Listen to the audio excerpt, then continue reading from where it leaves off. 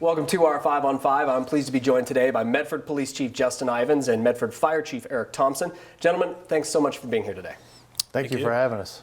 So we're here to talk about each of your requests for City Council on Thursday to raise the monthly public safety utility fee so you can each add staff. Medford hasn't raised the fee since 2019, which added 5 positions to MPD's livability team. Council tomorrow considering 4 options to increase the monthly fee from $187 to $298 a month. Chief Ivens, let me start with you. What are you hoping to accomplish with additional staff? Well, this has been a work in progress for about a year now. And we had an outside consultant come in, do a level of service study for us. And these recommendations were made based on that study and really showed where we should be right now with our current staffing. The Medford Police Department is a full service police department. And what I mean by that is we respond to every call for service. Unlike a lot of jurisdictions, limit what their police officers are responding to. And I think there's an expectation right now from our public to continue to provide that service. So with this additional staffing increase to our patrol will allow us to do that. And then our officers will hopefully be able to, versus being reactive, they'll be proactive and be able to be problem solvers versus where we're at right now is just responding from one call for service to the next. Okay, and Chief Thompson, I guess I understand more on your end with staffing, it's something with EMS. Can you explain that to us? Well, it's not just EMS. There's actually 3 different areas. So the first is for the fire staffing. And so we're trying to create a model that facilitates 4 people on our fire apparatus. And that really bolsters up our fire protection and creates more flexibility in our deployment model, especially when it comes to grass fire responses.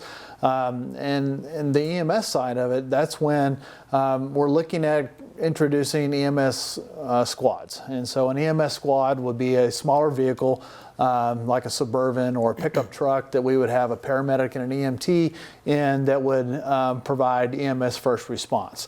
The fire engine companies will still be providing that response as well, but the EMS squads is a little more efficient way to respond to those call types, and it helps free up the engines for fire emergencies, motor vehicle accidents, and the higher priority calls.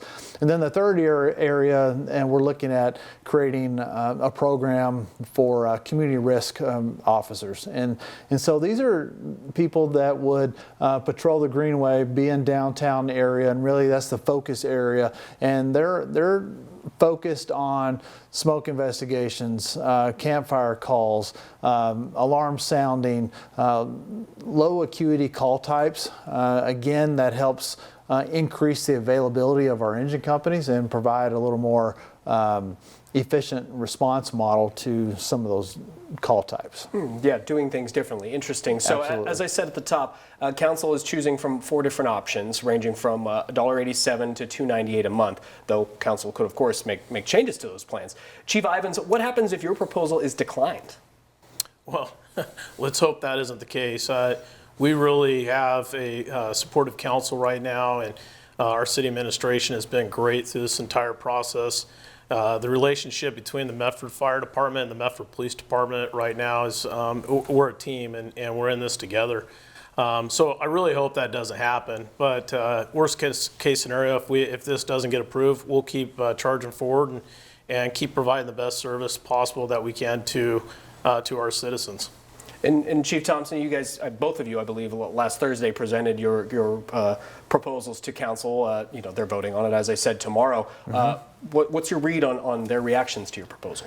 I think there's a great appreciation that we tried to look outside the traditional box of how we conduct business. We're looking at a refined business model on how we deliver our services. We tried to look at, okay, how can we be the most efficient? How can we be efficient and effective and really long-term sustainability? And so I think what I gathered is the council was very appreciative that our process was able to bring those things to the surface.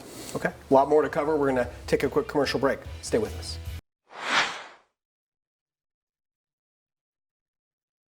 Welcome back to our 5 of 5. Again, I'm here with Medford Police Chief Justin Ivens and Medford Fire Chief Eric Thompson. We're talking about the Chief's proposals to add staff, increasing Medford's monthly public safety utility fee between roughly $2 and $3 a month. Council, of course, voting on this Thursday night.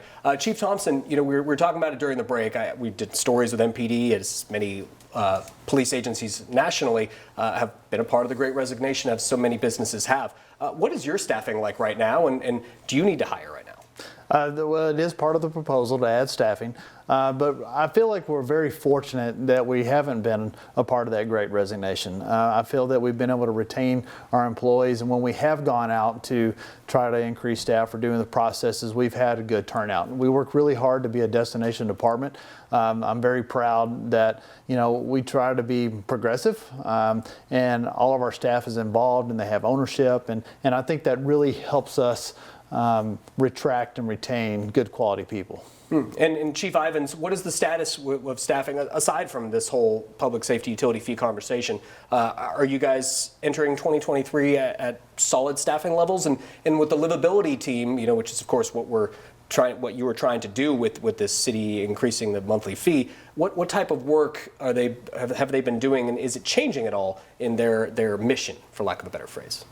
Yeah, good question. And I just got to echo what Chief Thompson said.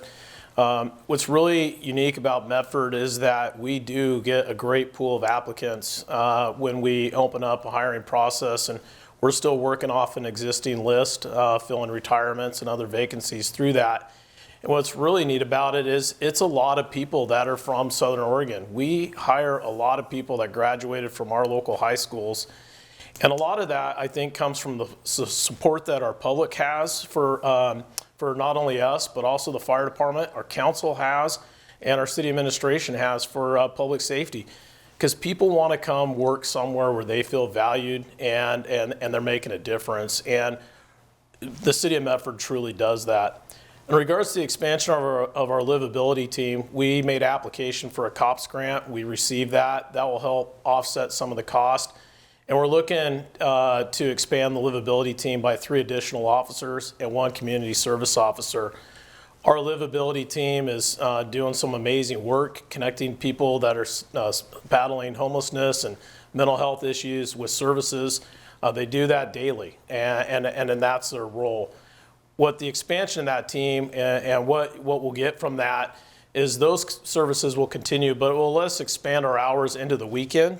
It will also let us expand our hours a little bit later into the afternoons, and we'll be able to put more of a footprint on the downtown corridor, where some of the businesses down in the downtown area are dealing with issues that need to be addressed. Well, I know how much our viewers appreciate hearing all of this from both you guys directly. We really appreciate you coming in. Of course, we'll have a full wrap-up of Thursday night's meeting on NBC5 News at 11. We'll be right back.